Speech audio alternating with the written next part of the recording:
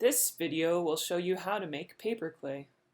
Paper clay is useful when you want to embed things in the clay, especially when you don't intend to fire the piece.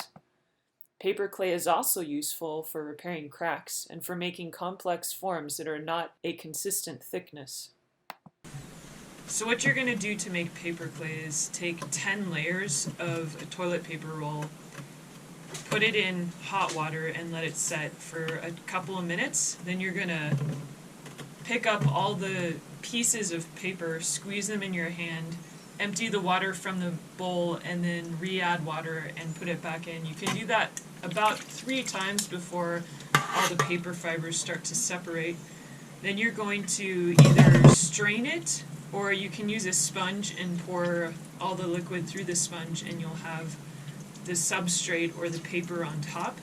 Then you'll pick up all the little paper pieces and squeeze them one more time in your hand until you have a clump of toilet paper that's just fiber. And you're going to get into your studio and you're going to make a slab. About 2 pounds of clay will give you a good slab to work with. And then what you're going to do is crumble up the paper pieces until they're kind of around the clay. And you're going to have to roll this and then wedge it a lot.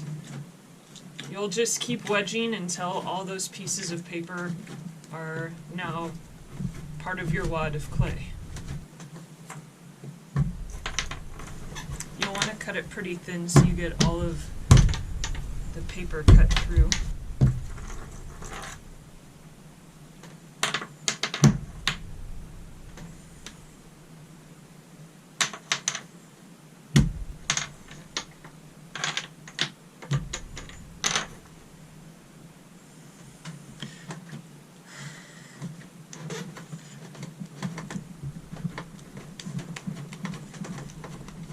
What you can do is just run your finger along the paper that you see, the large chunks.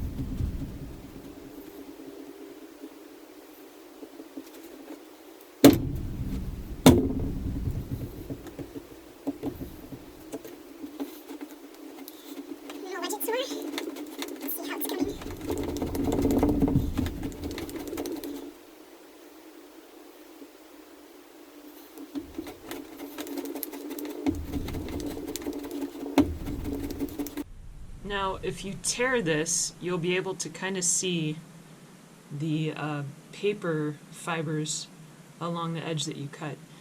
And that looks like enough. So I did about 1/4 paper by size to 2 pounds of clay. Just kind of go through it and make sure everything is mixed together. If you find pieces of paper, just remix them in. And then wedge it again 100 times, just to make sure you don't get any air bubbles or weird stuff going on. So make sure you watch the wedging demo one more time.